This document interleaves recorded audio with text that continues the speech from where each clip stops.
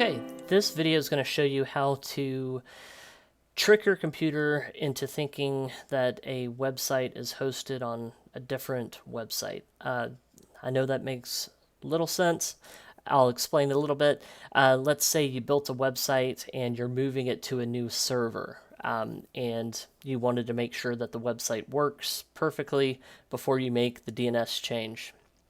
This will allow you to tell your computer, hey, look here, look on this web server on this IP address for the website. Or let's say you migrated a site, and this is actually why I'm doing the video, because I needed to get something off of a website that I'd already taken live.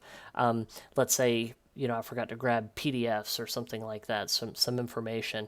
I knew that the old website was still up, and so I was able to tell my computer, hey, look for the website here. So I'm going to walk you through that. This will work on a Mac or on Linux. And then I have an example. I'll show you how to do it basically in Windows also. So you want to open up Terminal in the Mac or on Linux and type in sudo. So this is, I'm not 100% sure. I've been told that sudo is super user do.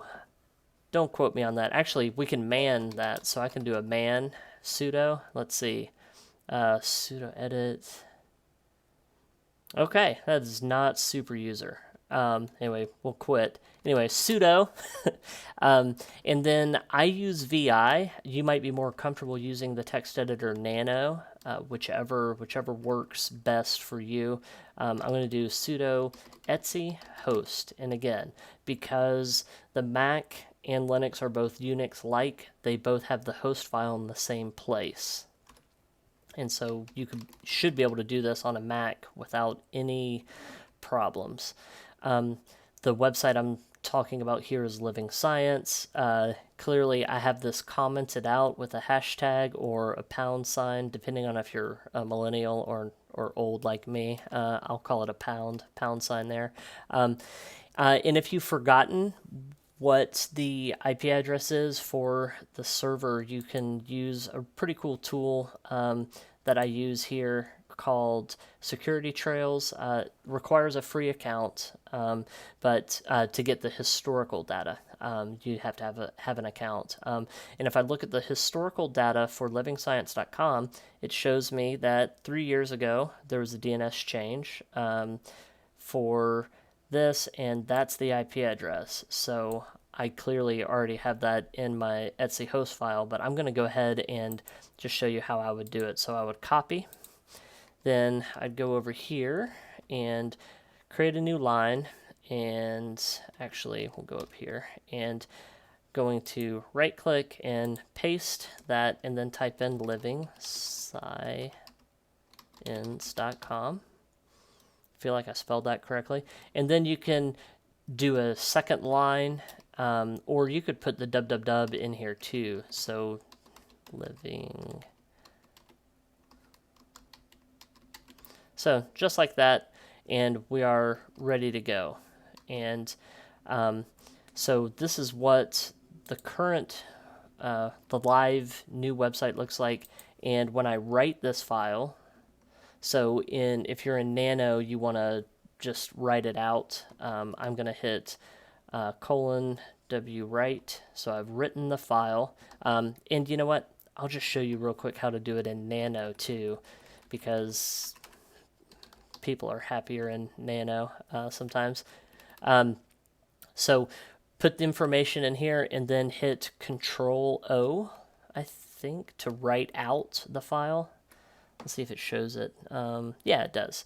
So this option right here, Control-O, will write out the file. And it's going to say, well, what do you want to write it out as a host file, and hit enter. And then you can hit Control-X. To get back into it, when you're finished, you would just remove that line. But now that we have tricked our computer, telling our computer, hey, Living Science, you are on this IP address, it's going to pull up. I'm going to go incognito mode because it's probably going to cache. But if I go here, Okay, the SSL certificate is no longer valid on that server. Not a problem because I know this server.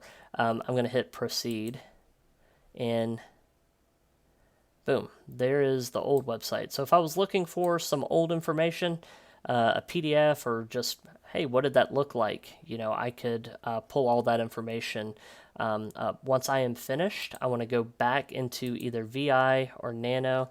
Nano, you could just comment this out and then write out the file and then Control X to exit, or we could VI it. And it's already done here, but put your new pound in there and write it out. Hit escape, write, quit.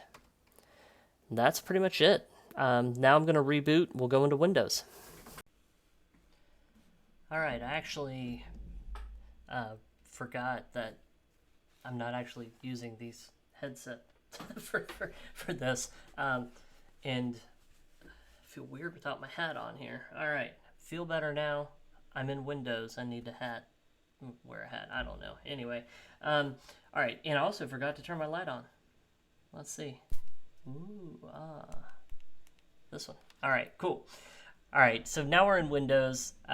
We still got the website here, and then I've got the history in here, and I'll just walk you through this. One of the things that I really like in Windows, which is not many things, but I do like a thing called Notepad++, and the only reason I want to show you this in this tutorial is because it's going to save you about a fraction of a second every time you do this in Windows. And I say go ahead, download it, hit download, click there, install it, and I'll show you why in just a moment. But let's go here. We're going to go to I'll call it Finder, but I don't know what it's really called. I'll go to File Explorer here. I'm going to go to C drive and go to Windows. And basically, we're looking for the etc host file. We just kind of have to jump through a couple more hoops here in Windows to get to it. So C drive, Windows, and then I think System 32, wherever you are, and then drivers, which this has nothing to do with an actual driver, but whatever. This is where they put the etc directory, and then host. Now, the reason why we want to open this in Notepad is because we really need to run this as an administrator, and I'll show you in just a moment. So Living Science, we just need to put, just like what we did in Linux, we just put the same line in there. So we're going to hit save, and Notepad++ is smart. It's going to say, hey, this can't be saved because you're not doing this as an administrator. Do you want to reopen this as an administrator? Well, yes, I do. So hit yes, and hit yes again. Now I'm an administrator, and now when I hit Control S to save it, it doesn't prompt me because I have the rights I need. So now when I go to Living Science in here, I'm going to go incognito. Oh, the clock. I forgot. When I reboot into Linux, it freaks out just a little bit. So let's... I always forget how to do this. I need to adjust this in Linux, but okay. So now the time is right. Okay, so now I hit advance, just like I would in Linux, and hit proceed. You guys won't have this problem because you're not dual booting, but anyway, so there's the old website. So again, I'll walk you through it again because it's a little confusing. Your C drive, Windows, you can hit S to get you down into Systems 32, and then we're looking for drivers, etc, host, and edit it in Notepad++. And that's it. Hope you enjoyed it. Hope that this saves you some time in the future.